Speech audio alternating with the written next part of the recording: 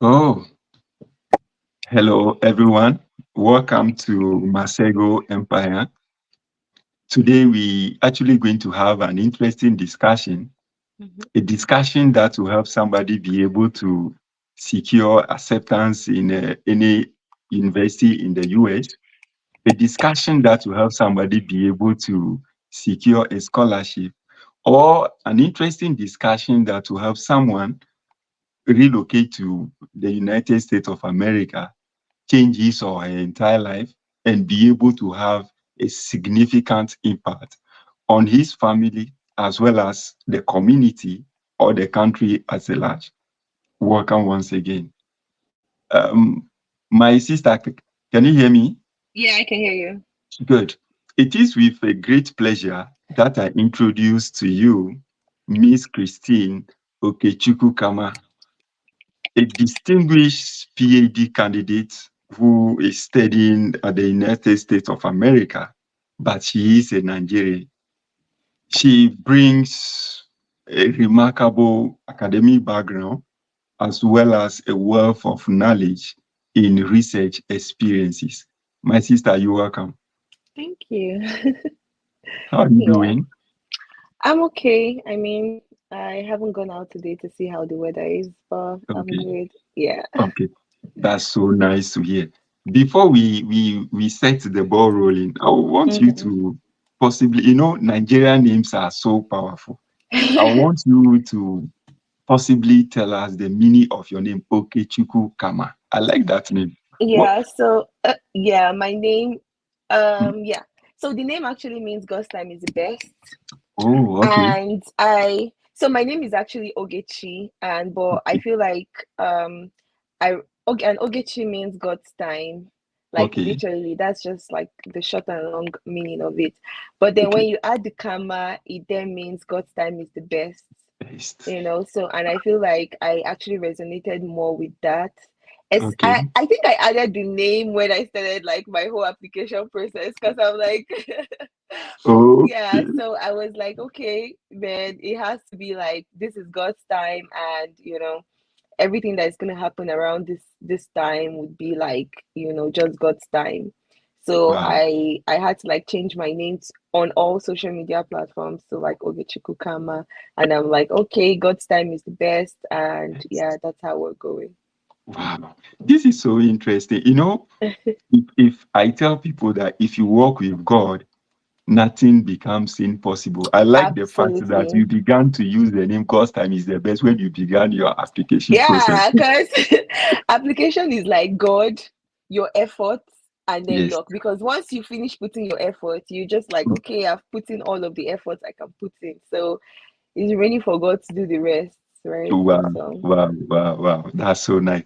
Can you please tell me how you have started your education? oh, Maybe, okay. yeah.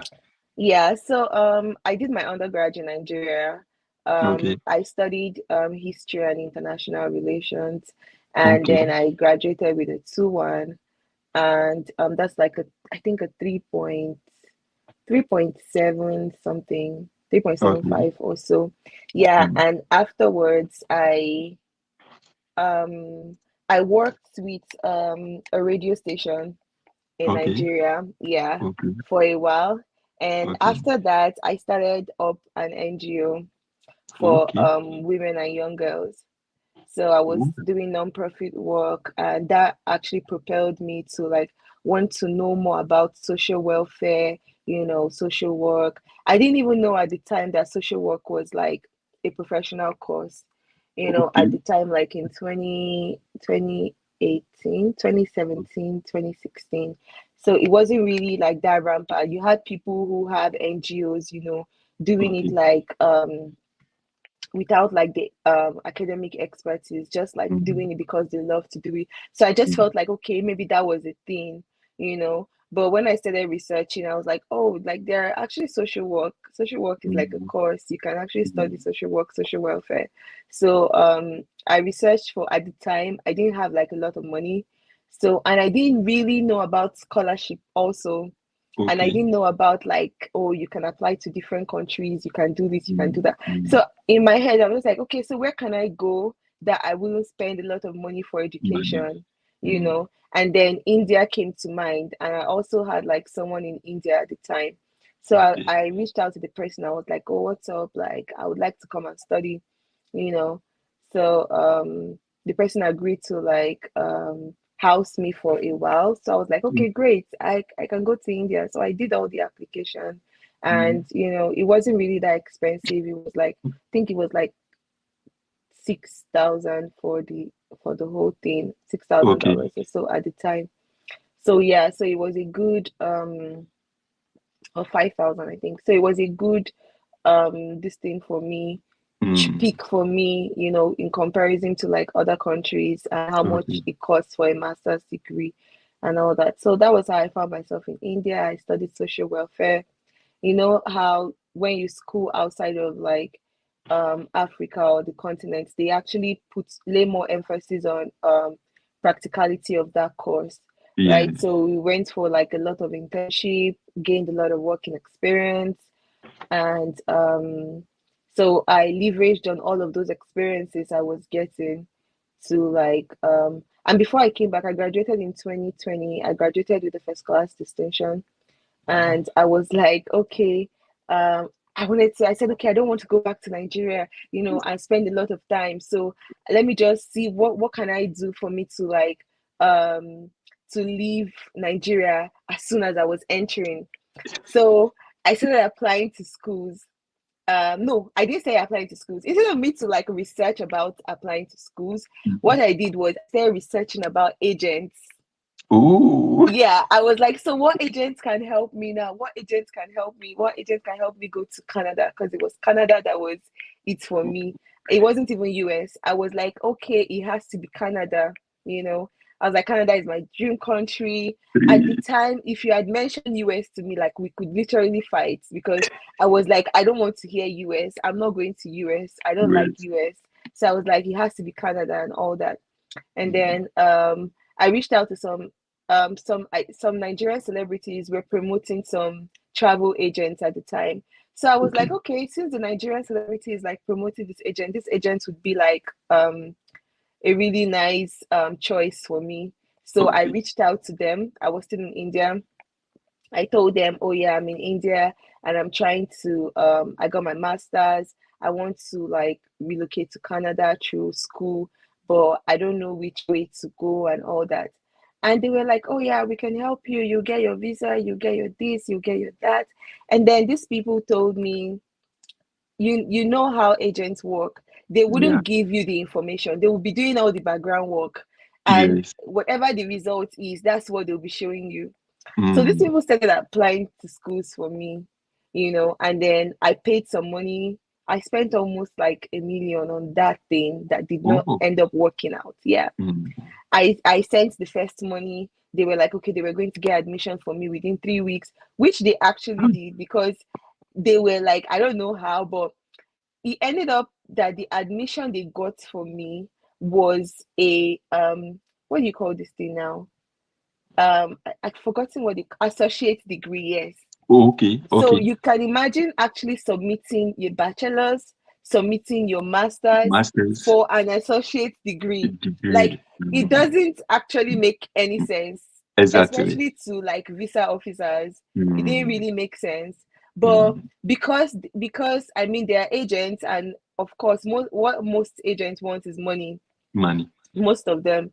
So and unknown to me, I didn't even look at, because I trusted them. I didn't even Mm. look at the document. So when they Oh. told me, oh, you've gotten an admission, I was just so excited. I'm like, oh yeah, they said I was going to get admission within 3 weeks, And and I got the admission. So I didn't even look at associates or anything like that. So I was like, I was like, okay, so what's the next step? And they were like, the next step would be for you to pay another money for us oh, to, I think accept the admission of something, something, something. So okay. I paid, and they were like, the next step now is for us to start preparing your visa packages. Visa. And they were like, do you have a land? I'm like, I don't have a land. They were like, okay, so we would need to prepare some land documents for you and all that stuff. Mm. Pay Mm. some money. I paid. They were like, do you have stock? I'm like, I don't have stock. They were like, we need to. It was just as if they blew powder on me because You I didn't know how. I was just giving money because and I feel like I was also like very desperate because okay. I was like, I don't want to go back to Nigeria and Actually, spend a long time. So from here, I just want to go back to Nigeria and know that I already have like my visa in place. Maybe like 3 6 months, I'll be out of the country. So yeah, that they collected a lot of money. They said this one, they said that one, and then there was the proof of fund issue. They were like, okay, do you have up to like 50 million or something? I was like, nope, I don't have up to 50 million in my account. And they were like, okay, we can produce an account for you with up to 50 or 100 million or 200 million. I know they were just like, they were now giving me price. If you want an account with 50 million, this is how much you pay. If you want an account with this is how much you pay. And I was like, okay, 50 million sounds good. I was like, and then I think I paid like 200K or 250,000 Nigerian naira for like oh, that account statement, which I did not see with my eye, right? Because they were oh, actually the one handling the whole issue, the whole everything. thing. Yeah.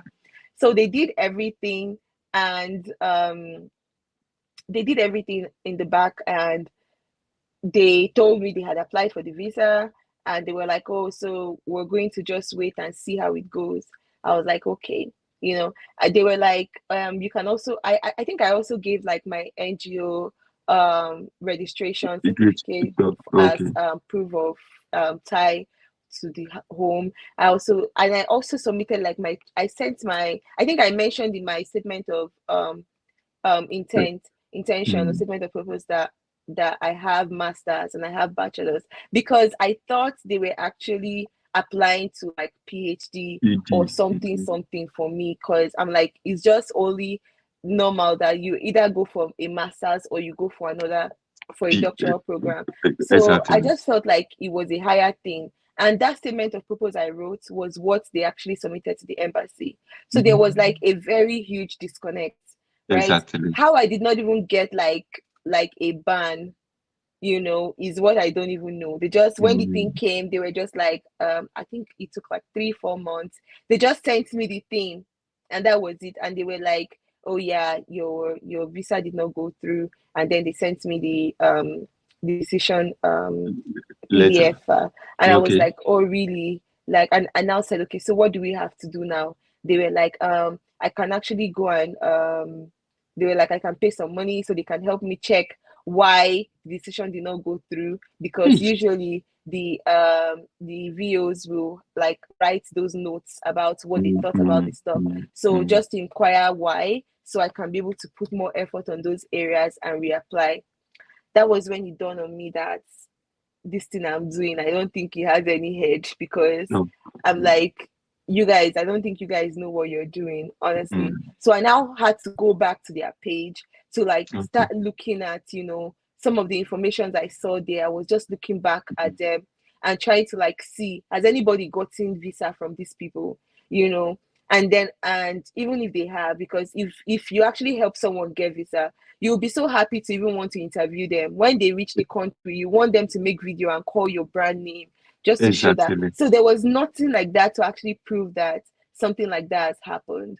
Mm. So it was just this admission thing, admission that was there. Oh, we got admission within 2 weeks, we got admission within 3 weeks. And I didn't really see any visa thing. And I was like, oh my God, I feel like this was like the wrongest move Ah.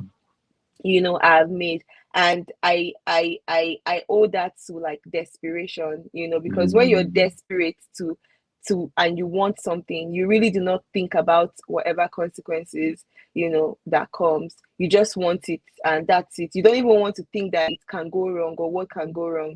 Mm. Even now I've had people reach out to me. They'd be like, someone reached out to me and like, I'm willing to pay you like 2 million for you to help me apply to schools and apply for visa. I'm like, brother, even if you pay me 70 million now, I will not help you do anything because Mm. I've passed through that route of someone helping someone to do something, and I don't feel like it's the best way to go, Mm. especially when money is involved.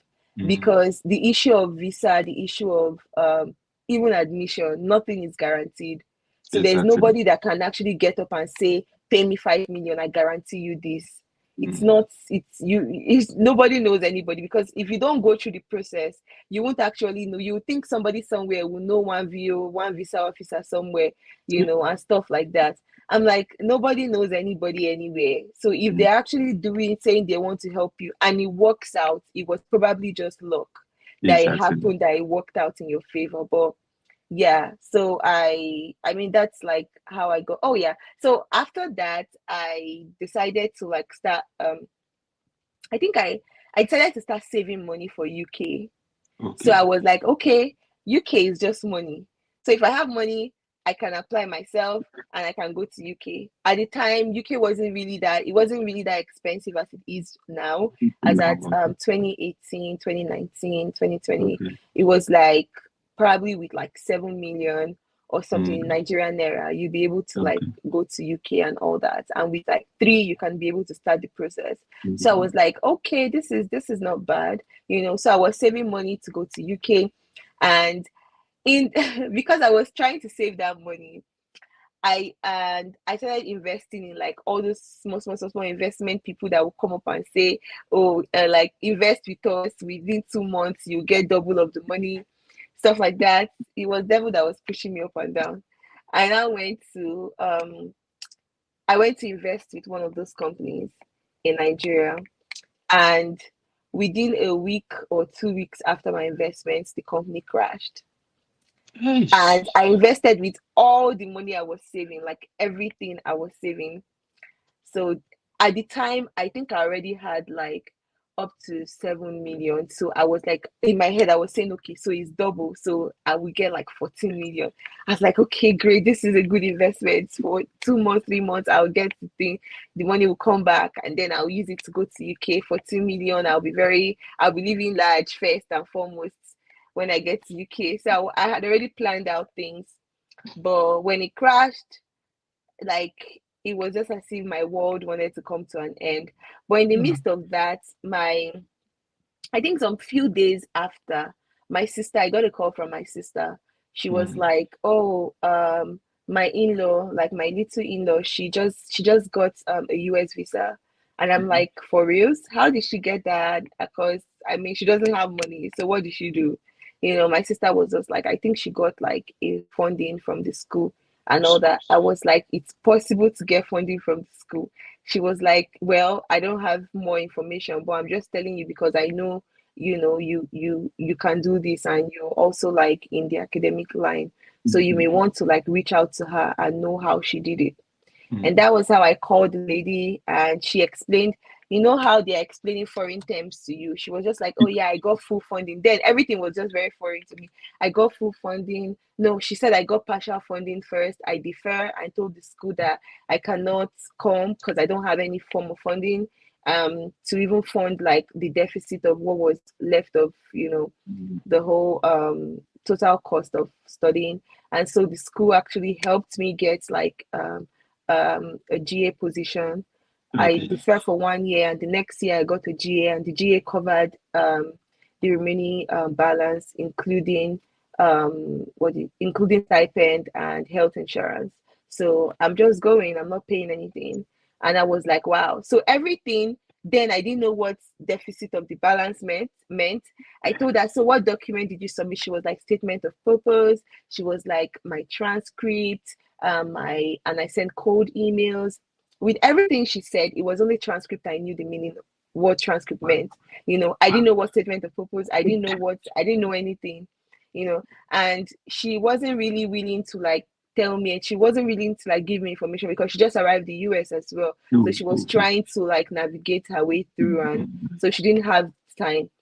So I had to like go on my own and started learning those words. As she was telling me those words, deficit, I wrote deficits of tuition fee, I wrote it down.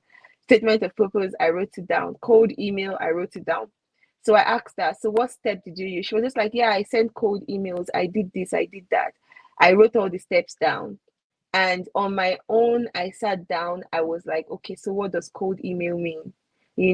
I read what cold email meant. I read, I saw, okay, so what are the samples of cold email? How do you send cold emails? I started like, um, yeah, teaching myself all of those things. Because yeah, that's why when I tell people that, when I hear people say, oh, I don't have the idea and I don't know this thing, I don't know that stuff, I'm like, it's okay not to know it at this time, but like putting effort to like get to know what the steps are, what the process are, is like, because I feel like it can be done because I did it, you know. Especially when I'm like, I didn't know Jack. Like I was, when she was telling me, I was just saying okay, okay, and I didn't want to ask her because she was saying them like she felt like I should know them, you know. So she was It's just true. saying those things. So for me to come and start acting, because she asked me, I asked her, what is the deficit of reputation? She explained and explained. I still did not understand. So I was just like, okay, no problem. So I was just writing everything down and all that stuff. And I told her after the call, I'm like, all these things you've said, still write them down for me, just so that I know I got all the right spellings and the right this thing. Then I'll just research them myself. And that was how I did. I started researching. I reached out to some other people to started seeing that some other persons also gained admission and it was fully funded. I started reaching out. Some of them had trainings. I actually paid for the trainings, went on the trainings just so that I could understand more, you know. And then I watched YouTube videos as well. I watch YouTube videos. Because I'm like, there's nothing you cannot find on YouTube. Oh yes. Anything, any situation, just type that stuff. At least one video, you will find at least one video. If you don't find something related, something exactly, if you don't find exactly what you're looking for, you find something similar at least. So yeah, that was how I like got to got a knowledge of it and started applying for US. My first school, like as I always say, was a flop. The first one, I didn't get the admission. I was so sure. I only applied to one school. I was so Okay. sure that I was going to get to University of Houston. I was like, okay. What I did was just a Nigeria would call it tinini tanana thing, like just a anything, anywhere, any option. I was just like, okay, America, where would I like in America? I was like, okay, Houston is good. I was like, okay, Houston. I didn't do any other thing. I was just like, okay, Houston, and then I went to their website. I just directly applied. I didn't do anything, and they, you know how they're responsive to you. Yes, So we are. with We that, are yeah, sorry. yeah. No, like no, even the first, like once you start applying, they are very, very responsive, you know. Yes, So I was so yes. happy. I was just like, they are responding to me. That means they really want me. They are going to give me this Wow. admission.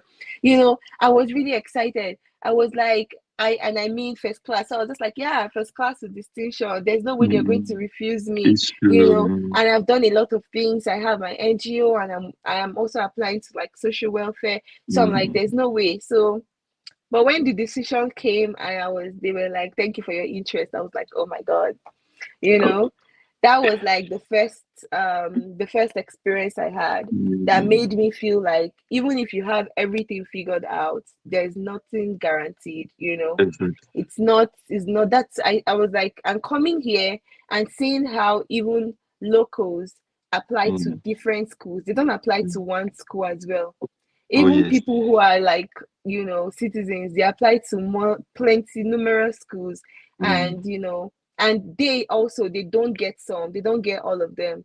So It's it's true. just, yeah, it's a general thing.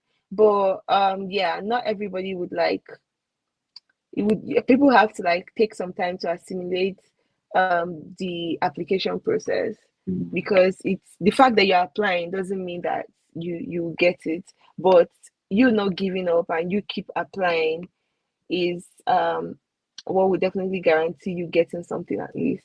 I've spoken for the last 20 minutes. Let me keep quiet. This is so inspiring. I like the deep insights of the journey that you have just shared with us. This is Yeah. really good. This is clear example of what they say, that whoever keeps searching for something will surely get it at the end of Yeah, the day. definitely. So Definitely. you have a serious burning desire. That desire actually Yeah. led you to be in the US now. I'm so happy to hear this. Yeah. But I always advocate, I encourage people to either join an NGO or be part of Mm-hmm. an NGO, because it actually gives you a lot of this opportunity. It Yeah. creates doors for you, especially in terms of this relocation journey we're talking Mm-hmm. about. Yes. So I will be so glad if you can mention the name of your NGO. There are people who are watching. Oh yeah. People will come and watch later. If somebody wishes to join your NGO, the person can reach out to you and be Oh part of it. yeah. So my NGO is like TEENS. Teens think, TEENS. yeah, think, like think, THINK, Mm-hmm. then Africa Initiative. So Teens Think Africa Initiative. And Africa. it's initiative, yeah. And it's generally about women and girls, helping women and young girls as well. So it has like different spectrums. We have like different projects. We have an online counseling for young girls.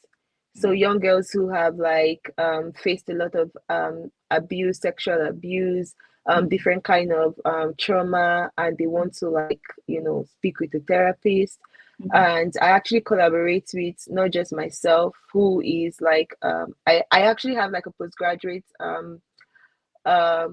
certificate in psychological counseling from Okay. India as well.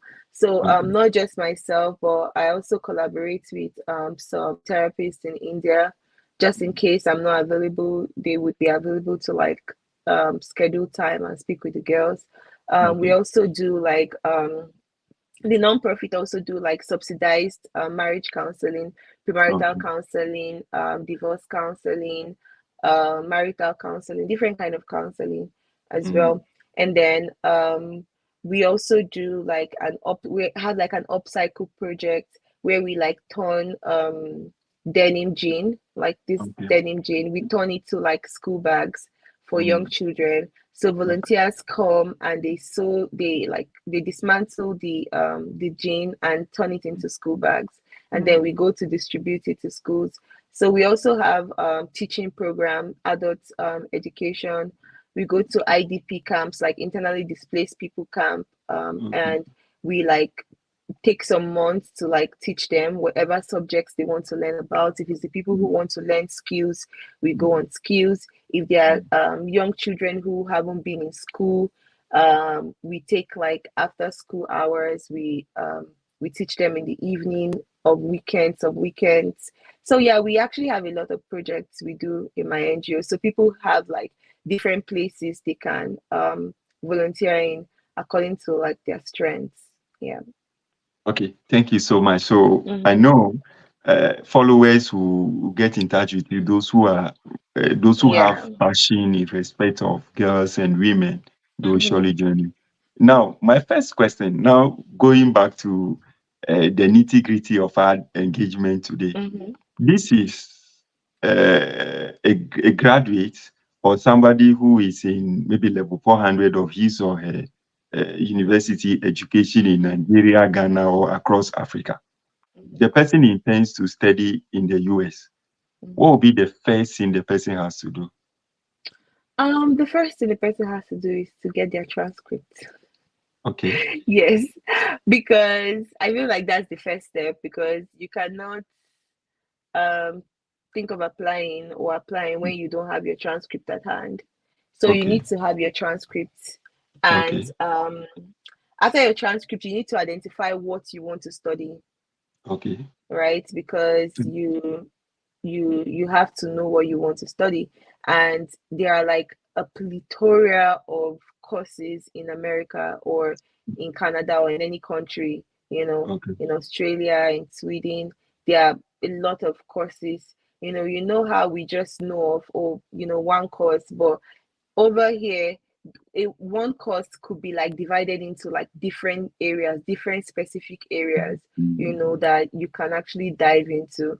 So Mm. there is like, just let's say psychology, for instance, then there is clinical psychology, Okay. and there is like I think there's another kind of psychology, I don't know. But for chemistry, there's the normal chemistry, there's also medicinal chemistry, there's Mm. biochemistry, there are like different spectrums of that. Okay. So and they are all different departments, right? Even if they are Okay. under like one unit, they are all like in different departments, have their own different admission process.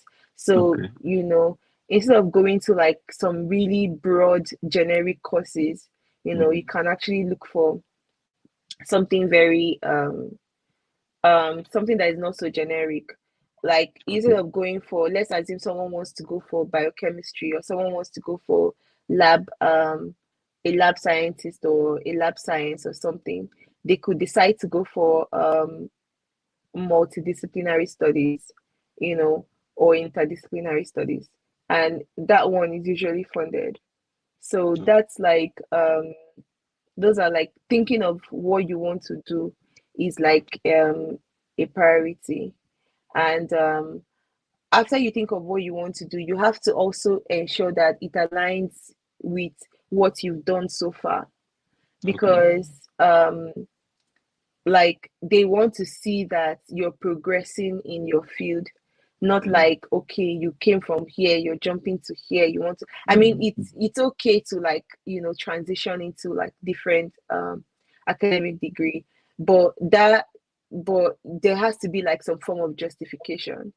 It wouldn't be like, okay, you've been doing A, then it's now our turn, you want to come and do B, without experience, without knowledge. How do you want to excel in that? But if you say, okay, let's say I studied communications in my bachelor's, and in my master's, I want to do business management, for instance.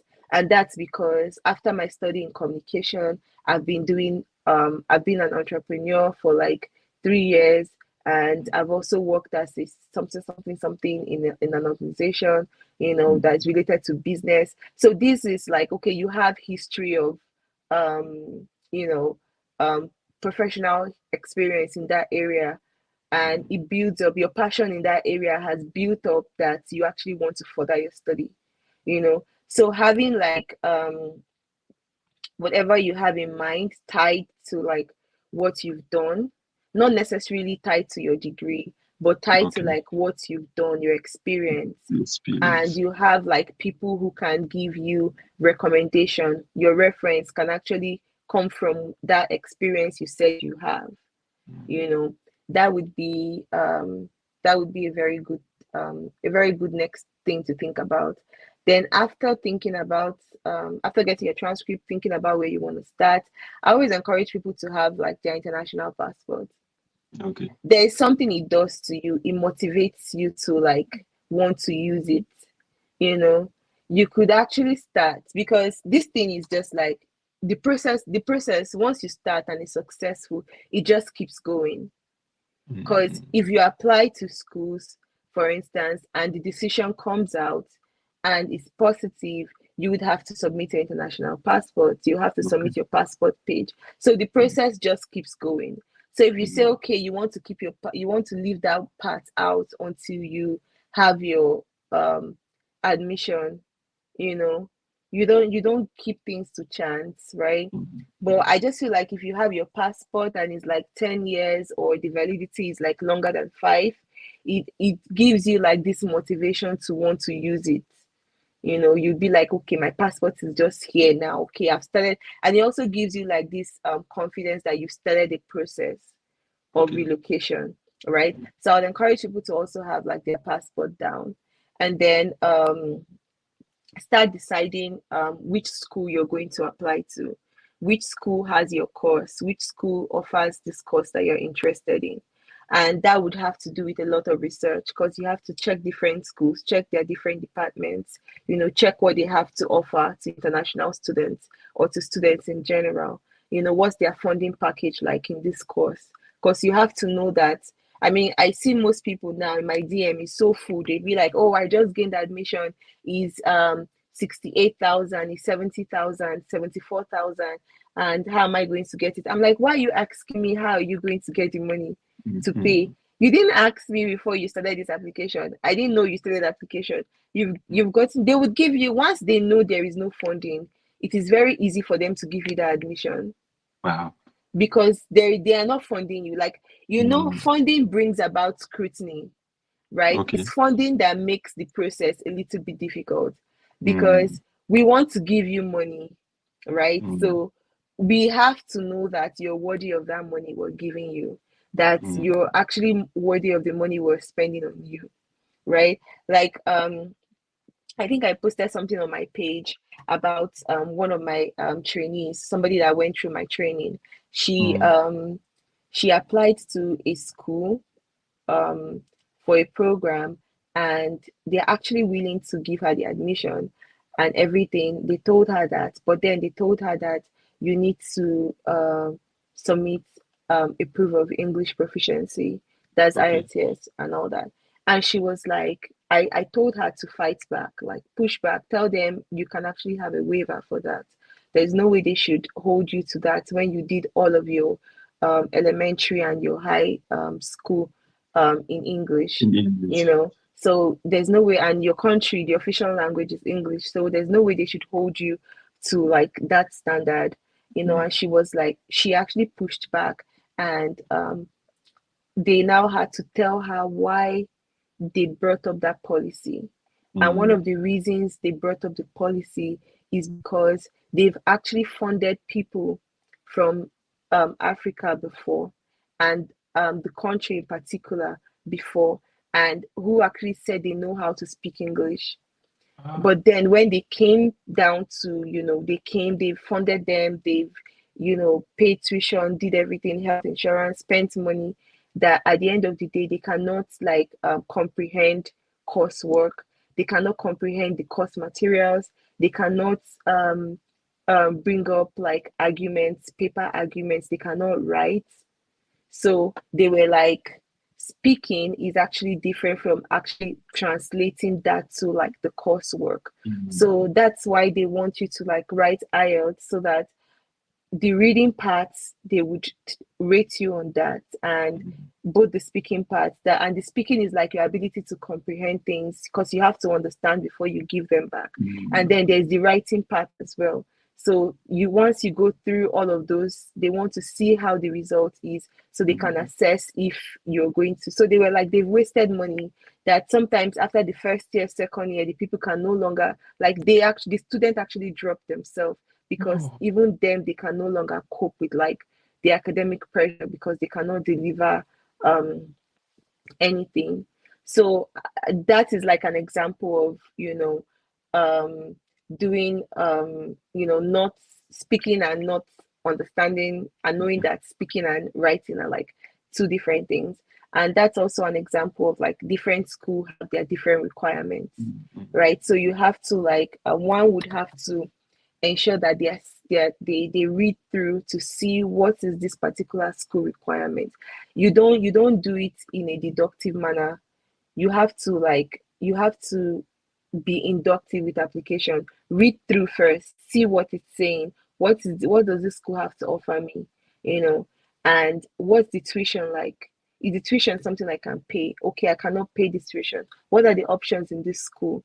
Do they have like a work study option? And mm, does the work study option cover insurance? These are like questions that people can ask when they go to when they attend a virtual session online with the school information session. These are like some of the things that you a prospective student can ask people. And they can also reach out to, you know, reach out to random students on LinkedIn, on even on the website. They have like current students who have like their emails, you know, mm, over there. You can reach out to them and ask them this question. So how did you fund your school? Was it funded? You know, how is the funding like? You know, stuff like that. And just get this prior information before putting your leg into something that is like really greater and bigger than you. So yeah, I really advise that as the next step. Be inductive, try to see what's happening before you put your leg. Don't just go, because sometimes I post information, I post scholarships. People will just run and go directly to application, click the link mm, to apply. mm, I'm like, did you check for eligibility? Did you check? Did you even know what you're applying for? Like, if they ask you what are you applying for, how would you describe it? So mm, reading all of those things is very important. There is no Nigeria would say huru huru to the answer. There is no shortcut to the answer. You mm, have, especially in graduate study, you have to do the work, because if you that's why I strongly do not encourage, like, I mean, people can do it and go, but I strongly encourage doing it yourself, especially in graduate study, because it has to do with thinking. Graduate study has to do with thinking. It has to do with a very high standard of cognitive reasoning. So mm, if you don't have the ability to think for yourself, you don't have the ability to, you know, express yourself in writing. You don't have those abilities just to write cold email, which is or to write statement of purpose, which I know it can be daunting. But to write that, you cannot sit down and write that. You find that very taxing. So what are you going to do in graduate school? Like, if you cannot sit down and do all those things yourself, you want somebody to do everything so that you get this thing. I keep saying it is especially PhD, because there are people who in US you can actually go from bachelor's to PhD.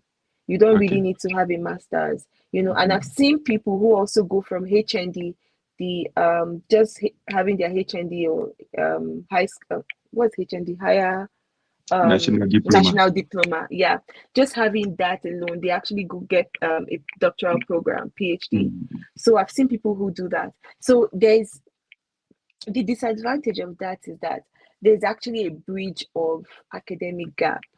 I Mm. was speaking with someone. I mean, it's really good when you like know what you're doing. Mm. So if you know the process yourself, you did the process yourself, you brought about like, okay, so this is, because I mean, it's mostly about research. So you have like your research interests, you know what your research interest is. If you have all of those process in mind, it wouldn't be so difficult for you. I mean, you would still face some challenges, but it wouldn't be so difficult for you. But when somebody did all of the process for you, you're waiting for somebody to do all of the process for you, you would just like you would the person who is writing your statement of purpose is actually proposing a research on your behalf. The person is saying, this is what I'm interested in doing. I'm interested in doing this research. I'm interested Mm. in doing Mm. that Mm. research. The person is proposing things on your behalf, things you know nothing about. So this Mm. person is researching, or probably using an advanced AI to like bring up points on, Okay. what can I do with a sociology, what research can I do in sociology or something. And AI would bring you different research. The person would take those research, put it on your statement of purpose, and be like, oh yeah, this is what this person wants to do. And then when they call you to like, this has actually happened to someone I know. When they Okay. call you to like say what is on your statement of purpose, say what they have helped you to put on your CV, you Mm. know, it would now be like a very big issue. Someone got a fully funded offer. you know I actually told the person when the person showed me like the statement of purpose, I was like, who wrote this thing for you? Because this is not, you don't have any of these things you're saying here. Like, Mm. this is like an advanced level thing you're putting on your statement of purpose. You do not have them. You don't even have the capacity to explain or expatiate on some of the things you're putting there. And I'm like, this is like a very wrong move. But the person Okay. did not hear me. This is the true life thing. 2 months ago, they called the person. Okay, so the person had already gotten the funding, they had sent admission packets, they have sent everything. The person was waiting for like a final lap, was the interview from the school.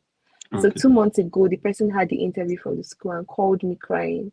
I was like, what's up? Person was like the person um who they have been communicating with said, like, the person said, I'm very, very disappointed because he was assuming we found the best candidates. Like, Mm. everything you wrote here was very perfect, very advanced, tailored to what we want. But now they were asking like very basic questions, Questions. very, very basic ones, starting from like the basic level to before the interviewer was like, these are basic questions. If you say you've done these things, you should know these things. Like, they now said, okay, let us come back to what you have on your statement of purpose. You said you want to do this research, do this research. How do you want to conduct it? How do you want to carry it out? Explain some of the things. And this person could not, you know, not do anything. They were like, okay, you said you've done this, you've done that. Can you prove? Can you prove this equation? Prove that equation. This person was like, I've never heard of that equation in my life. I didn't Wow. even know it's on the statement of purpose. you Oh know my goodness. so I was like, you see how this thing works. Like, it's not everybody. Like, and now you've actually spoiled a chance for other people who It's are true. coming behind you, because Mm. now they would apply more, more advanced, what's that word, Requirements. yeah, Requirements. requirements for Mm. that particular thing. they will, especially people coming from that country, they will apply more scrutiny. They will start scrutinizing even the documents they are submitting. They'll start scrutinizing all of those things. I'm like, you just spoiled something for everybody, and that's what I try to avoid. Like, if you have the opportunity to go anywhere, ensure that that place you're in, you're opening doors for your brothers and your sisters. You're not going there to, like, be like a very had I know situation, and everybody would be like, had I know, we wouldn't have even given this person the admission and stuff like that. So yeah, having to like do these things yourself give you the opportunity to know the process. To, like, if you don't know something, you would research about it, and that would give you the knowledge, right? So um having your statement of purpose and doing that yourself is very essential. Then getting ready to also send cold emails, because most of the times that's how you, like, especially for even people in the science field and people in the social science field as well, that's how you get supervisors, except it's explicitly stated on the website that you don't need a supervisor, because there are some schools that actually take in people, then they'll be the one to like specify who this person goes to, you know. If that's the case from the website, then that's fine. But if it's not explicitly stated on the website, then you would actually need to like cold email people. And cold email just means sending emails to people you do not Before know. Yeah. before we even talk about the cold email, I want to ask a question. You Mm-hmm. have indicated that we need to do research to get the schools that we want to possibly Mm-hmm. apply and get acceptance to. Mm-hmm. US is a very big country, one of the biggest country on the continent. Mm-hmm. Now, how do we determine which school we need to go to and which states should we apply for? It's totally up to you. Okay. Masego, it's totally up to you, and totally up Okay. to like the audience watching.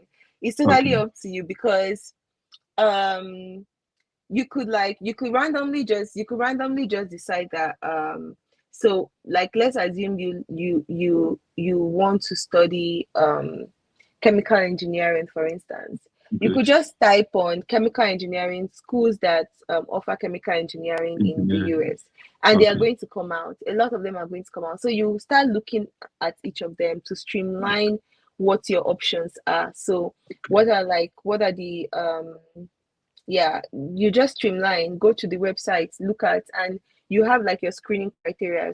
If the school does not have funding, you cut it off. If it does not have if it requires maybe IELTS and you don't have IELTS, you cut it off.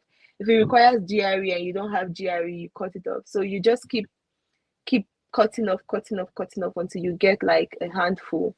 And then you Oh, check like the research interest as well. If okay. the professor's research interest does not align with your own, you've looked at everything, nothing aligns, you take that out.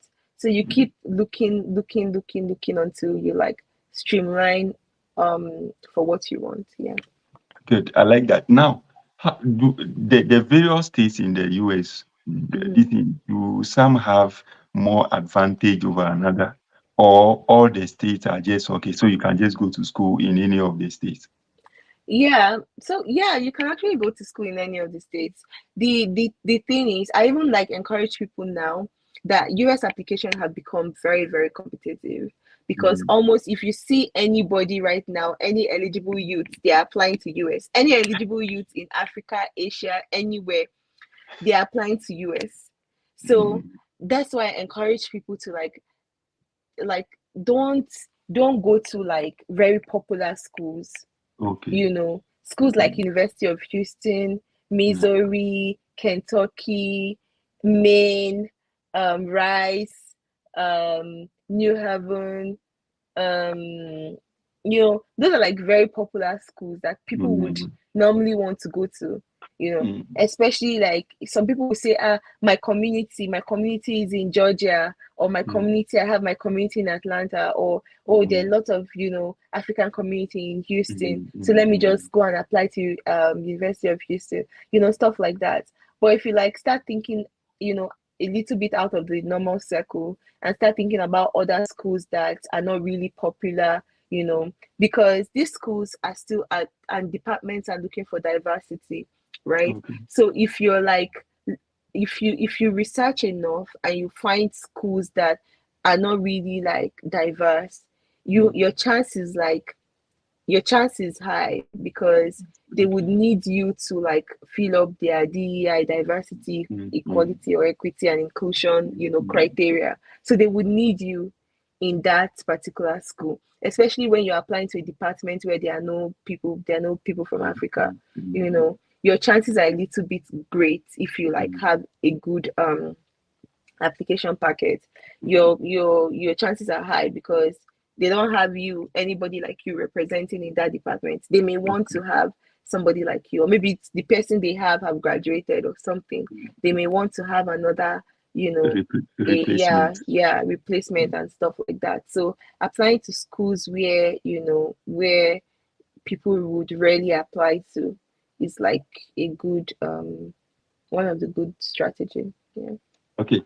Now, based on the insights you have given so far, I'm really enjoying this discussion. Mm-hmm. What are some of the specific things that will help somebody be able to get acceptance or get a scholarship before we delve into the other aspects?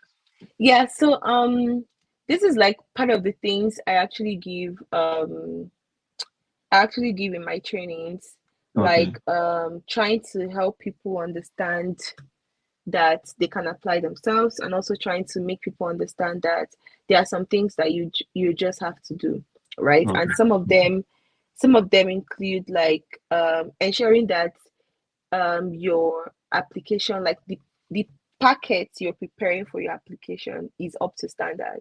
And your Okay. application packets just involves the very basic things like your statement of purpose, your recommendation.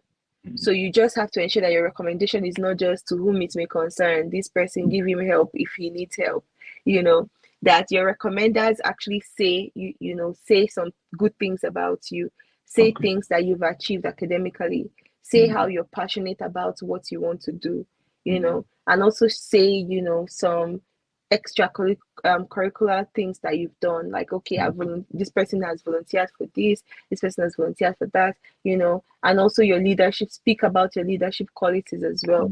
So your recommender is like saying a lot of things, and the recommendation letter is like very strong, Okay. so your recommendation letter is strong. Your statement of purpose, you cannot write a statement of purpose just at one sitting. There's always like draft and draft and draft and draft. People who go through my training, what I do is like after the training, we break down statement of purpose like into the different sections. The first paragraph, what do you have to write in the first paragraph? What do you have to write in the second paragraph? What do you have to write in the third paragraph? So when you know all these things, you know how to like synthesize your points to like fit into all of these paragraphs. And the last one, you like talk about how, what would the degree do for you, and how the school is a good fit for you, and who you're willing to work with from the school, right? So you have all the department sorry all the paragraphs well packaged with the right information, and that means you're like really good to go. So when you have all of these things figured out, you have your statement of purpose, you have your transcript, and you actually have good grades. Good grades are not overrated, right? You cannot overemphasize good grades, because here they rate you according to your grades. That's how they see you. So if you don't have good grades, you have to extremely prove that they should spend their money on you. So you proving that some other things have to substitute for that grade is either you're substituting that with your experience. You're saying, okay, I have experience in this, I have experience in that, and all of those things, your CV is going to have to speak for you. And then your statement of purpose too has to speak for you as well, because you have to like you have to use that as a remedy to like whatever grade you have. So these are like very important things to hold dearly, because these are what they use in judging your application.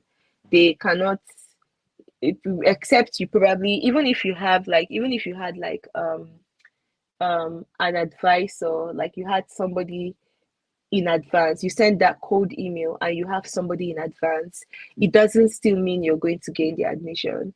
You just having that is just like putting your foot in the door. So just in case that person is a strong person in the department, the person can put in words for you, right? Because for me, basically, my advisor actually put in words that she needed a student. Okay. And when they told her to choose, she chose me.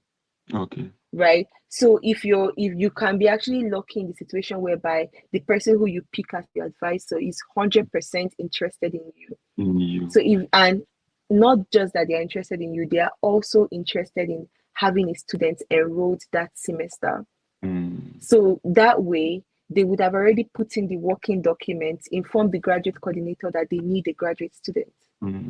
So that way they would prioritize that professor in the upcoming applications.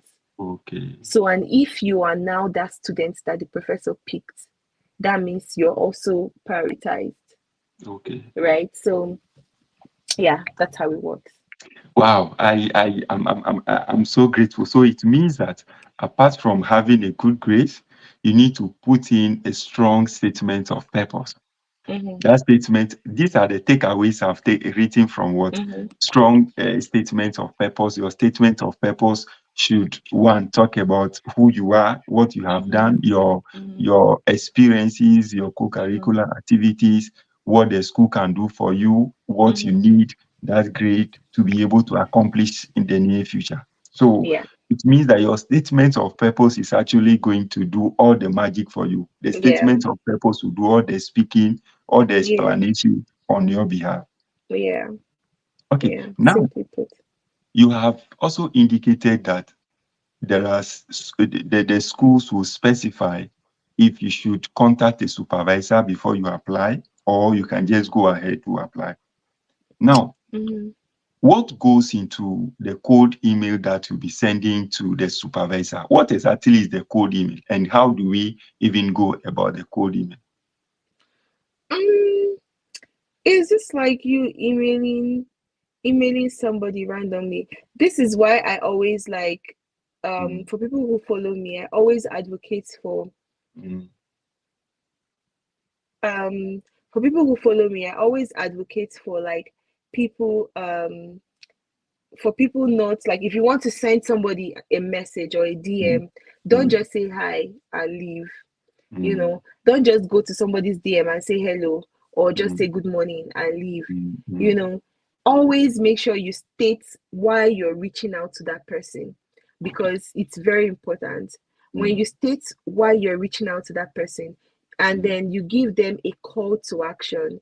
So you tell them that, I would like for you to, get back to me on this, or something, when you have the time. So this is just like translating just that normal conversation where you're sending somebody you don't know a DM or a text message. It's just transferring that to an email, sending a professor who you don't know, who does not know you, an email of your interest to work with them, right? And you sending them that email means you know about them. It means you've researched about them. You've checked them out. You've seen their work. You've seen what they're about. Because you can't just randomly, let's assume you're doing something related to equality, right? And for me, I'm doing something related to political justice. I can't be sending you a cold email because the interest does not align. So sending cold email doesn't mean just anybody, any professor. Okay, this person, the professor of the school, let me send you an email. No, you send an email because your interest align, your research interest align. You send an email because you researched the person. You've checked on probably Google Scholar or maybe Google itself.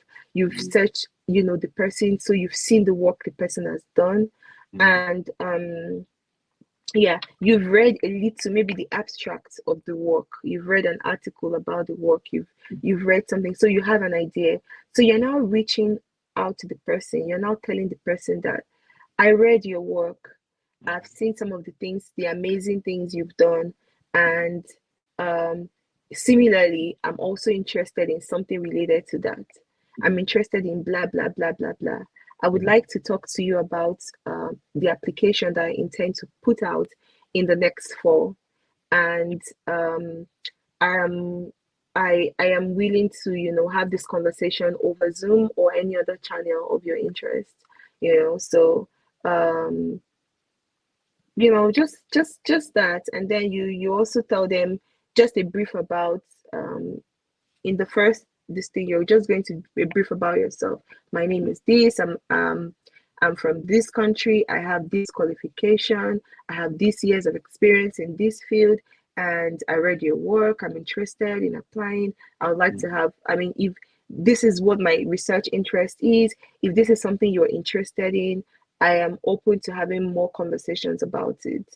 And let me know what time works for you. I'm open to having the chat on Zoom or whatever channel that may be comfortable to you.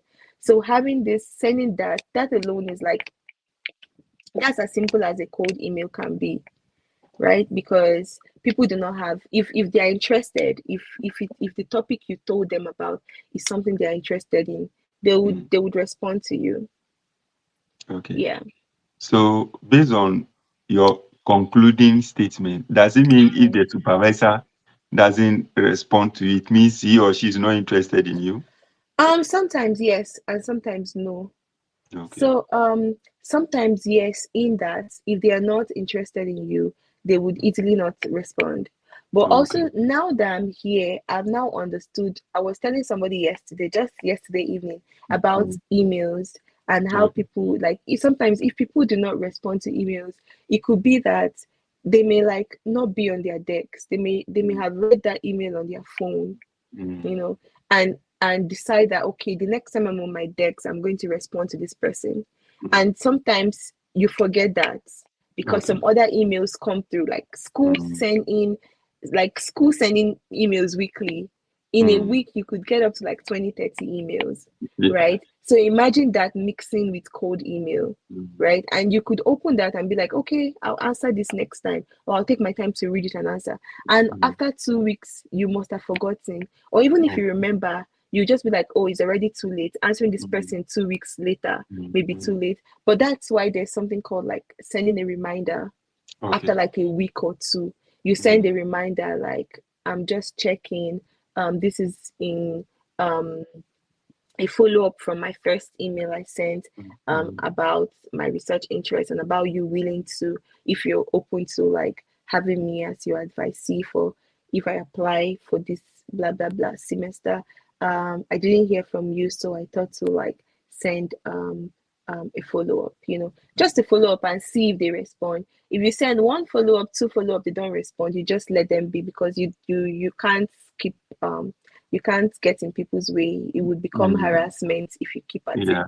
Yeah. Yeah. So once you send a follow up and you still do not get a response, you just let it be and keep going, keep sending that cold mail. If it gets to a desk, professors are really interested in students who have interest in research. They want to be Okay. able to like and who have like research tendencies and who have some also some research abilities as well and skills, right? Mm. Because they are helping you to help them, right? Mm. So if they see you and see that okay, this person can help me, they will definitely want to get back to you. So if they don't get back to you, they probably do not see how you align with what they are currently doing. So yeah. Wow. So, what truly determines your ability to get a scholarship? Is it the cold email? Is it the research There is topic? no one thing, honestly, there is no one thing. You won't say Okay. okay, it's because of this, it's because of that. It's a Mm. accumulation of everything because they're actually rating you, right? They're rating your documents, they're rating your this, they're rating your they are seeing your passion as well for your Mm. research. Mm. So they are rating different things. So it's like accumulation of like all of the things you're sending, and that's why they all have to be good. And if you know that one is bad, you ensure that others are really supplementing. You could Okay. have you may not have like a good grade, you may have like a 2.8 or 3.0 or like 2 point something, but then you, after that experience, you've had like a lot of research experience. Mm, You've worked as a graduate assistant, you've had mm, like some publications, you know, you've worked alongside professors from different universities in your home country. You have mm, like, you know, you have like some good things you've done after that. That's like supplementing for your grades, you know. mm, And these people understand. If you tell them, oh, like during my final year, or maybe you check your transcript and you see the year that you did not really do well, so you could mm, just say, yeah, I had some traumatic experience, you know, mm, something traumatic happened to me that really weighed me down mm, academically, and that was why I could not graduate with blah blah blah blah blah. They would mm. definitely understand that, because traumatic things happen to people all the time, you know. Okay. So people have different reasons why they did not like scale through, and yeah, that's okay. Okay. You have mentioned that we cannot overemphasize the significance of good grade. Mm-hmm. Alex is asking that people say scholarships are meant for those students with a first class. What can you say to that? There are actually some specific scholarship that tells you that you need to have a first class. Now, Okay. those are like scholarships. So, yeah, those are like general scholarships. You could have Okay. scholarships to Sweden, scholarship to Australia, scholarship to different countries, and they'll tell you you need to be first class. This thing Okay. that is absolutely different from when you're applying to like schools, because Okay. schools mostly are like funded or not funded. And Okay. then when you have fellowships, you have scholarship, they are two different things, Mm, right? So scholarships usually have things attached to it, some clauses attached to it. Okay, mm, you have to graduate with a first class, that's a clause attached. Some scholarship would say, okay, you have to be from Western country, or mm. some would say you have to be from East Africa, you know, Okay. not West Africa. So scholarship has clause attached to it, but when you say school funding, they have, that's like totally different from scholarship, you know, Okay. because you do not have to do anything to get those full funding or partial funding or whatever it is. You do not have to like apply a separate application or Mm, something. It's just the application you're putting in that covers every other application. So that mm, one has like a very different criteria to it. And it doesn't mean that you have to have a first class. If they indicate it, that's why it's always good to check eligibility criteria or mm, admission requirements. So mm, if the admission requirements require something you don't have, you take that out and keep checking for others, because there will definitely be others that would accommodate you. Okay. Mm-hmm. Based on what some of the requirements that I have seen on some of the schools portal in US, some Mm-hmm. of the schools have been asking of credential evaluation. Mm-hmm. I'll be so elated if you can throw more light on that for us. Um, like I said, right? Different schools have different requirements. Mm, Different schools have, yeah, they're different what they want from you. mm, mm, If they tell you you need to evaluate your credentials with World Education Service, or you mm, need to um, um, or you need to evaluate that with some other evaluation body, you mm, know, that is that school. Not every school would have that requirement, mm. right? There are some schools that would actually collect your transcripts and evaluate it themselves. Okay. Yeah, those are mostly like theology schools, because I have Okay. some mentees who are applying to theology schools, and they haven't gotten their admission decision currently because um the school body said they are evaluating their credentials. So the Mm, school is actually doing it themselves. They are not paying any mm, money for it, right? mm, mm, But now it all depends on you. That's why I'm saying, when you search, you know yourself, right? You know that, mm, okay, I don't have money for evaluation, or I don't have money to write GRE, or I don't have money to write GMAT, I don't have money to write IELTS. So those, when you're now streamlining the schools you apply to, those would be your exclusion criteria.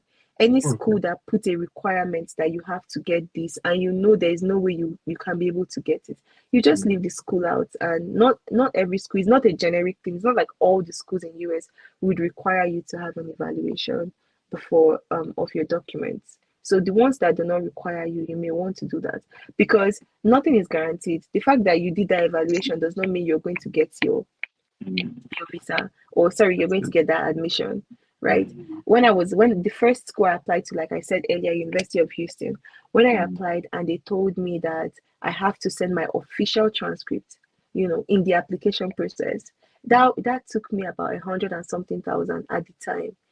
okay. So I was so happy. I was like, these people, they told me to send my official transcript. That means they really want me, they really want me. Mm, I know that. I mm, was really excited. So that was why I was very devastated when it came and I didn't get the admission. So mm, you can actually spend all this money and you still not get the admission. So it's better for you to spend less money so that when you don't get it, you won't be so worried. I mm, mean, but if you have the guarantee that, okay, you have a professor that wants you in that school, and the professor is also looking to take in people for that upcoming semester, mm, it's different from I want you, but I don't have space. But I like your research, I don't have space. But I like your research and I have space and I need someone. They're like different things. So if you have someone like you're 100% sure, probably 90% sure, then yeah, you can go ahead and spend that money, do the evaluation, do anything you have to do to like get in. But if you're not sure, then you may just want to like yeah, submit any other thing. But you can also do that on your own. If you have the money, you have the means, you can do okay. that on your own and just include that in all of your applications, so that the school would give you a better standing, than somebody who didn't. Because this way they would be like, okay, this person has already evaluated their stuff, so we Mm, can just mm, assess this person like we're assessing a US um, um, equivalent certificate. okay. So it can also give you an edge. Like I encourage people who are applying now, a lot of Africans and Asians are doing crazy things. People are writing Mm, GRE and scoring great scores. People are writing IELTS. People are writing different exams to mm, attach to their documents, to the mm, application packet. So if you can also do that, why not? I mean, if you have the means, if you have the money to do it, you go ahead. We don't know how much percent it will add, but it will mm, definitely add something. okay. Yeah. For instance, somebody intends to study in the US Mm-hmm. in fall 2025. When will be the right time the person needs to start Fall searching the 2024. schools for no fall 2025? You have to apply for fall 2024. Yeah. So So it's when usually when like, should mhm. mhm, When should the person start searching the school, sending this cold email, now, putting some of now. oh now. So you have to start searching and doing all those things now, because application opens in July, August. Okay. So July is usually from fall to fall. I mean, there are like three intakes, right? There's the spring, Okay. there's the summer, and there's the fall. Fall. But mostly fundings are mostly in the fall, because Okay. fall is when like people graduate in the spring. So people graduate in the spring. So there's always space in the fall for Okay. new people, right? Mm, And people also graduate in the fall as well. So there's always space in the fall. So I would mm, encourage that, yeah, there's no best time than now. You start doing mm, all of your prepare your application packet, prepare mm, your SOP, prepare everything, because SOP can be very frustrating.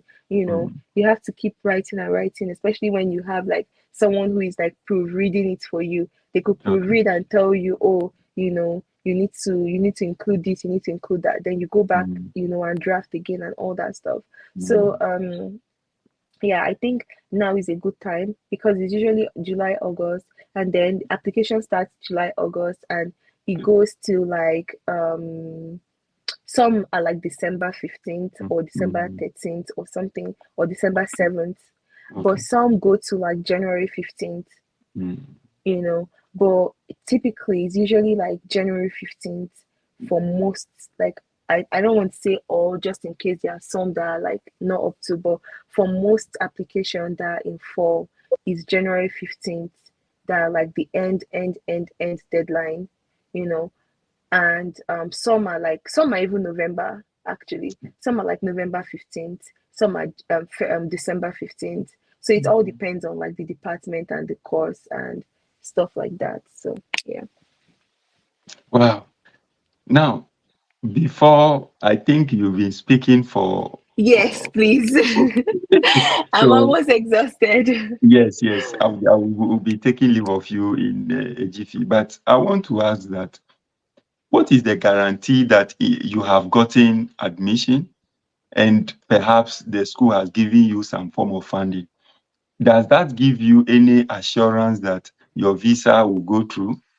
Yeah, that's a good question. Mhm, So like when I went through like the experience of US visa experience, I mhm, got to understand, I got to also meet people who were like in the same journey with mhm, me, right? mhm, I went I we speak, we're in like visa groups, so we heard like mhm, different visa stories of people, right? So like I had met people who you know they I actually know someone personally. mhm, He actually he went for he wanted to go for a master's, right? But he didn't have funding, but he got the admission into MIT. And you know MIT is like one of very huge. Is one of like yeah, it's a big school in tech in the mhm, US. mhm, So he actually gained admission in MIT, a master's in business administration without funding. mhm. He Okay. had gone to the embassy 3 times, you know, and his own, because I know him, I know how genuine his own Oh, is. He has okay. like um an uncle that is very wealthy that really wants to sponsor him, and the uncle Okay. is like willing to actually pay his tuition for him. Mhm, But the embassy is like the third time he went, he was very frustrated and he asked the woman, like, so why are you refusing my visa? Like, why? I have a relative is going to pay for me, so why? And the lady asked him, you want to know why? He was like, yes. And she was like, we are tired of hearing uncle, auntie, uncle, auntie, uncle, auntie. mhm. And he was, and you know, she was like, if you're being admitted to MIT, come back here with some form of funding Oh, and see how your application changes. oh. So it was when he came back and he told me that, I was like, and I experienced that as well, like with the person in front of me during my Mhm, visa application. When they asked this person, like, so who is going to pay your tuition? And she was like, mhm, my auntie. They just cut her and be like, we're sorry, we cannot. mhm, So I feel like now they're actually really tired of hearing, oh, my auntie has been training me since elementary, or my since my parent died, my uncle have been doing this, because now that I've come into the system and I've seen how the system works, I now understand why they are like really refusing people when they say auntie or uncle. mhm. Because truly is like American people actually don't fund their education with their money. They Yeah, take loans. yeah. Like people actually take loan for school. They Mhm, cannot afford to pay their tuition. You mhm, know, even if someone is 18, they take their loan to study, mhm, mhm, you know. So it's very rare for them to now hear that, oh, my auntie would sponsor. Like your mhm. auntie would actually bring out $68,000 and sponsor you. Like how? Especially when they have their own kids and they have their own things to take care of. So that's like when you think from that aspect, that the story become like very cranky, like very unreal, very weird, very awkward, because you're like, the person has children. They did not sponsor their children to that Mhm, school that you're mhm, going to. Is you that is an extended body, and you have your school in your country. They did not sponsor you in your country that will be cheaper. Is another country that is expensive in dollars that they will now want to sponsor. So you see, but when you have some form of funding, it gives you, when you're fully funded, first off, you don't even need to show a proof of fund. mhm, You don't need to stress yourself with proof of fund. mhm, Like you just have to take your I-20. Your I-20 is what they'll ask of. When you go for an interview, they would ask you, the first thing they ask you is your passport and your I-20. So you just give them your passport, give them your I-20. Your I-20 contains like your admission information, this person, the duration of that admission, that course, and then it contains your funding information. How much have the school given you? Did you get a GA? Did you not get a GA? How much is a GA stipend and all that? So these are the questions these are the things the GA officer, the VA officer would look at on your I-20, and they won't even ask you questions related to funding. If you have full funding, you'll be getting questions like, so what would this degree do for you? You know, so after this degree, what do you plan to do? What's your long-term goal? You know, and what's your research about? So these are the questions, like just normal questions that you will receive, you know, or why did you choose this school? You know, why this school? Why this person? Who would you be working with in the school? So these are like the questions you will get. You won't be getting questions that will throw you off, like, so how will you pay this? How will you pay that? How will you pay? And I've seen some people who actually use loan. What's Empower loan, right? Some people actually use Empower loan and some other loans. And so long as I've seen people who use Empower loan for masters, they actually got it. They actually got their visa. But I've seen people who also use Empower loan and they did not get their visa. So with a loan, nothing is guaranteed. With the loan, what makes you is how you prove your points, because it's a loan, so you have to pay back the loan. So it's how you tell them, like, you have to prove how you intend to pay back that loan, and whatever story you're giving them has to make sense to them. Because if it doesn't make sense to them without your loan, how you intend to pay, it will look as if, okay, you put yourself under duress to pay back the loan. So you have to like stay back in America to work to pay back the loan.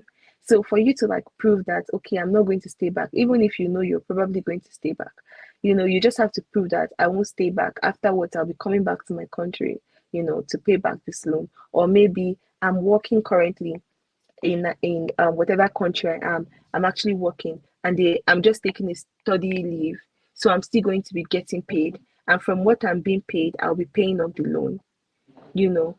So these are like ways people can, I don't know, but if that helps, yeah. You are really deep. You've given us a lot of insights today. I think yesterday I was sharing something on the page with the followers that if you are using a third party proof of fund from your auntie, uncle, you know, in Africa, sometimes you even see people on the street and ask them for proof of funds. Yeah, it happens actually. So Yeah. I was actually saying that people need to be aware of some of the realities on the ground. Yeah. If you are using a bank statement from a third party, it means that you should also plan about how you'll be paying your rent, your food, your bus, fare, and all those. We need to plan about that. It's really crazy, honestly. Yeah, for people who actually get their like, you cannot actually come to a country without having, you know, without having your financial without having a financial plan. Yeah, you cannot just say, okay, maybe you get an admission and you're not funded, and you're like, oh, I'm going to greener pasture, let me just use somebody's proof of fund and, you know, get the visa. When I get there, I'm going to like sort myself out. There is no sorting self out. Like, nothing is happening. There is no special place that the money is coming out from. There's no special place. You cannot actually, if you do not have a form of funding to cover, even if it's masters, if you do not have a form of funding, especially in US, if you do not have a form of funding, there is no way the money you're making will pay your tuition, pay your rent, and feed you. It's not possible in the US. Like, this is it's the same thing in Canada. It's the same thing in Canada here. That's why I'm just stressing US, because I mean, I wouldn't know for Canada. And Canada is like, even like students in Canada are even in a better situation than students in the US. So if you cannot even survive that lifestyle in Canada, then don't even think about it in the US, because we are restricted with our work. You can only work in the school and you can only work for 20 hours. 20 years, yeah. So what can your 20, which tuition will your 20 hours pay? So it's either you want to live on the streets and pay your tuition, or you want to stay in an accommodation and not pay your tuition. And that means you're going to go out of status. It's true. So yeah, it's highly almost impossible. Yeah. Our PhD candidate, I know you've been talking for long. Let's take the last question from this follower. The person is asking undergraduate, graduate, or postgraduate scholarship. Which of these seems to be challenging to get? It's usually undergraduates, because for undergraduates, there's nothing you're offering to them. You're not offering anything. You're not bringing research skills. You're not bringing nothing. So for postgraduate, you're actually bringing your research skills. That's why you're able to. That's why it's a trade by barter thing. So give me your research skills. Come help us do research in our lab, or help your professor do research, so that you can actually get your stipend. You can get paid, and you can get your health insurance. So it's like a trade by barter thing. But for undergraduates, there's nothing you're coming to do for me. So if they're actually giving you scholarship, is because of something. Maybe you merit it academically because of your good academic standing. Maybe you had like a very good SAT score or something like that, or you actually merit it because of your marginalized background. So that's why there are not a lot of undergraduate scholarships in schools. Even in the US, it's just like 2 or so schools that have like this thing where undergraduates can actually study for free and all that thing. But it's very highly, highly, highly competitive, because everybody would want to put their head into that one basket, and head clashings and all of that. But then there are like other general undergraduate scholarships that people can apply for. But again, they're actually very competitive. But I feel like academic generally is very competitive. Anything you're applying for is anywhere you still want to put your leg, it's still very competitive. So but there are more opportunities for postgraduates than there are for like undergraduates. Yeah. Wow. Thank you so Yep. much. I don't know, before you go, I don't know, a lot of us would like to do PhDs in the near future. How competitive and how challenging it is? No, how challenging is PhD program? It is very challenging. No, please, you guys should know. If you're coming to do your PhD, get your mind ready. I keep saying it. The reason, if you see my page, I keep talking about how difficult PhD Yes, is. I've And seen why, it. yeah, and why I'm saying it is not to discourage anybody. I wish someone had told me. I remember when I told someone who just came back from UK from doing his PhD, I told him I want to go to the US and get my PhD. He told me, don't do PhD. And I said why. He was like, just take it from me, don't do it. He didn't tell me why. He didn't explain to me. If somebody, I'm not going to say don't do PhD. I'm going to say know what you're getting into. Like, just have the mindset. Like, because I've heard people say, somebody who came in from bachelor's, I was speaking with her. We usually meet on a Wednesday. Yeah, I was speaking with her on Wednesday, and she was complaining she's just in her first year. She was complaining bitterly. She was like, I didn't know this is like this. I didn't know this is like that. Nobody told me. Like, this is so, it's not like, and then I just encouraged her, but I understood what she was like, where she was coming from. It's not, she said, I started questioning myself that, am I not intelligent? And I was like, PhD is not an intelligent journey. It's not a journey because you're intelligent, but it is very, very different from masters. It is so different, because I've done masters, I've done bachelors. It is also so different from bachelors. You're not coming to sit down and learn something, because PhD is the highest, the highest level of academic achievement. So at that level, they don't expect you to sit down and learn. It's for you to actually be there and gain expertise in a particular field. And the person who is supervising you does not know your field. Like does not know, not like does not know your field, does not know that particular topic you're interested in. So it is you who know that topic. So even if you have a problem, they cannot say A plus A is B, or yeah, go and do it, I've given you the solution. They would look at your problem with you and tell you, okay, I think this is a good resource for you to go and check that problem.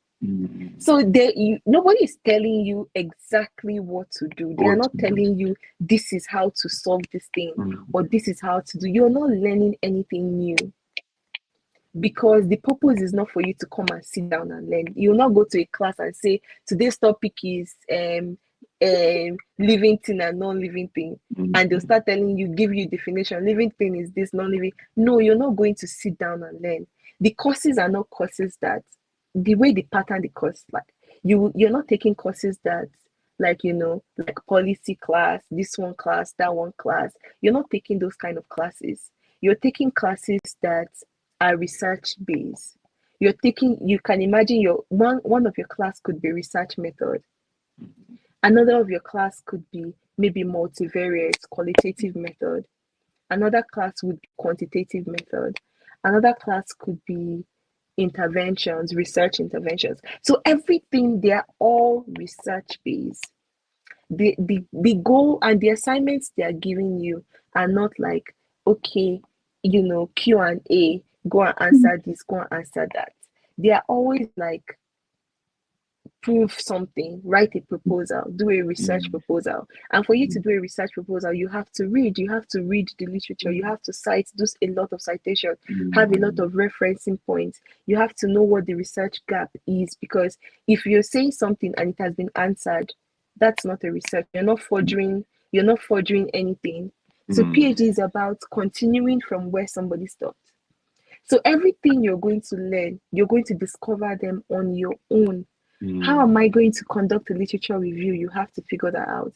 Because yes, you're coming into a doctoral program, they assume that you know this thing. Because people who have done their masters in these advanced countries actually conduct literature review. They do studies. Some of them even work with like professors in the doctoral program, and they do research as well. So they just completely feel that you already know these things.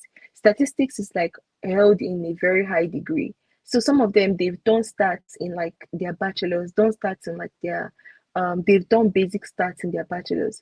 So it's like a continuation of where they stopped. But for us coming from Africa, it's like very different. You're coming, you're seeing that they are doing calculations and you're wondering, and they are like, oh, you did this in your elementary school. And you're like, no, I didn't do that in my elementary school, and then you actually be too shy to say, no, you did not do this. You don't understand, because they would already assume this is so basic. It's true. So sometimes in my stats, when I did stats, I've done like 3 stats. When I did stats, in my first stat, they pass some topics. They'll be like, oh, we're not taking this because this is what you did in your elementary, so you should have an idea about this. They will just pass it. Sometimes they'll be like, oh yeah, you must have done this, and mean, median, mode. Like they didn't take that in my class because she was like, you should know this. And I've actually forgotten, because the way they taught us the mean, median, mode is not the way I'm seeing it. You're doing it right now, And then sometimes they'll be like, oh yeah, you know how to do this thing in Excel. I'm like, no, I don't know how to do it in Excel, But because every other person will be like, yeah, they know how to do it in Excel. They know how to do it. You would just, the actually inferiority complex will not even allow you to say, oh, I don't know how to do it, But that's not me anyway. So I don't know something, I'll tell them I don't know it. So, but yeah, some people would not have the mouth or the guts to say, oh, I don't know how to do these things. So it's really a different world entirely. But, so if you based on what you are saying, is it not because, see, our education in Africa seems to be, I don't know, lack of better word. Seems to be more theoretical as compared to what these people are doing in these advanced countries where they base everything on critical thinking. So even if you go for lectures, the way they teach in these advanced countries is entirely different from what is done in Africa. So you coming from Africa, you actually going to face a lot of difficulty. Yeah, that's so true. And it's always a shock. It's always a shock that, so PhD is like this.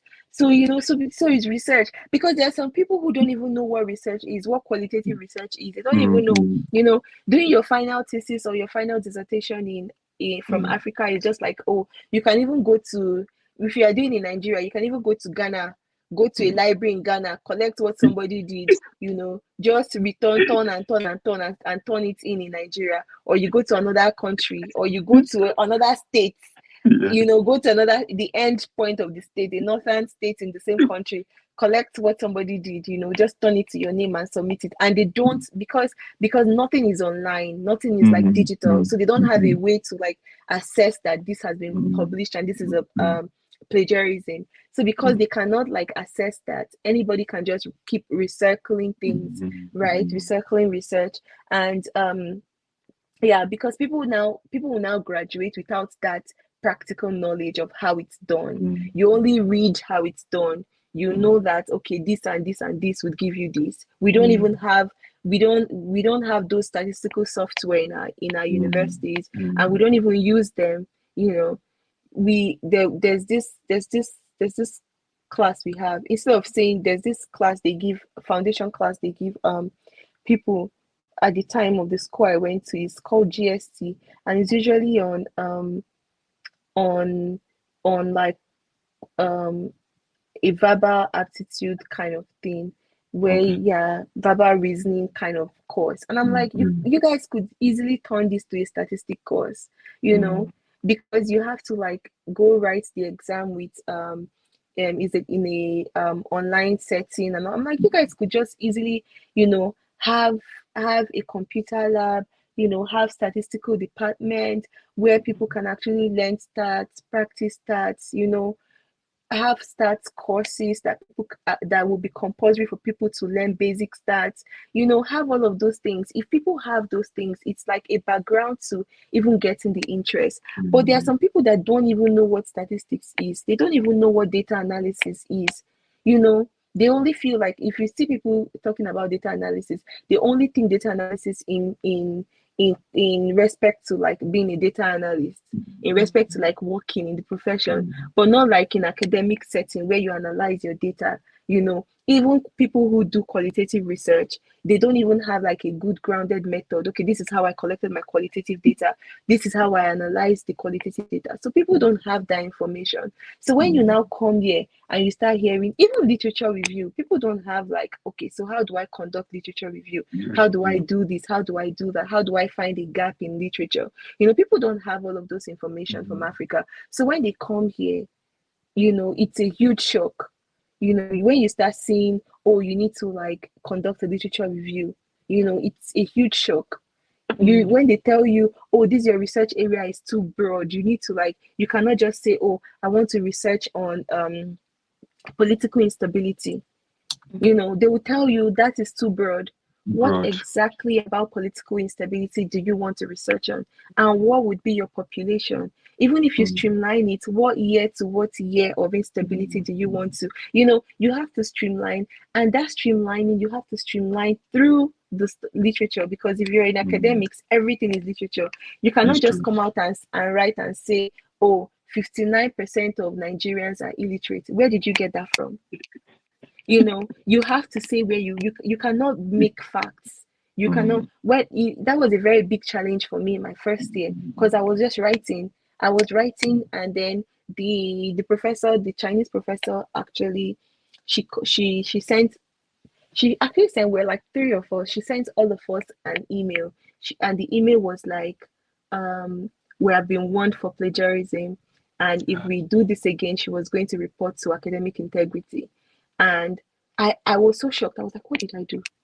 It was just like I made bold statements without citing. So she exciting. assumed that those statements were gotten from somewhere, because she Mm, was like, no sane person will make bold statements in an academic work without saying where you got, referencing where you mm, got that mm, from. mm, So we don't have that kind of stuff. We make bold statements in Nigeria when we're writing. mm, We mm, make bold statements. We can say different things. make statements, bring facts from nowhere, facts that we heard from brothers and sisters, facts that we heard from parents. We'll put it inside there.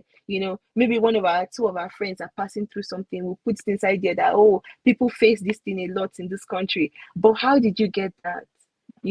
So these are the short and long of what doctoral students. So these are what make it very difficult sometimes, because sometimes you will spend sleepless night writing paper, and then they'll cross everything and tell you this doesn't make sense. So you have to go back again and start all over again. So yeah, it's just for people to know that PhD, you're not going to learn. You're not going to sit down in class to learn something new. Rather, you are the one adding something new to like both your supervisor's work and your work as well. Thank you, my sister Oge. You have no idea how Yeah. happy I'm so excited to have you. And I'm so interested in most of the things that you have said. And I know followers who put these deep insights that you have given us into practice. And who knows, by next year, I should be sending you an email or giving you a call that most of my followers have gained admission to universities in the US. Yeah, I'm so happy. So. You have no idea how happy I am. Thank you for I'm so having grateful. Me, of course. Yeah. I pray that we'll have more engagement, more discussions going forward. Yeah, of course. Yeah, so thank you so much. And I'll meet you at the other side of the discussion. Okay. I'll give you a call after the discussion. All right, Thank no you problem. so much. Yeah, take care. Okay. Thank you for having me. Yeah, bye. Bye. Okay, guys, that is it. Thank you so much for making time with me on this journey. Hopefully next week, I'll be bringing someone on board again. Somebody will be coming to take us through how to study in the UK. Enjoy the rest of your day. I'll see you in the next video. Bye-bye.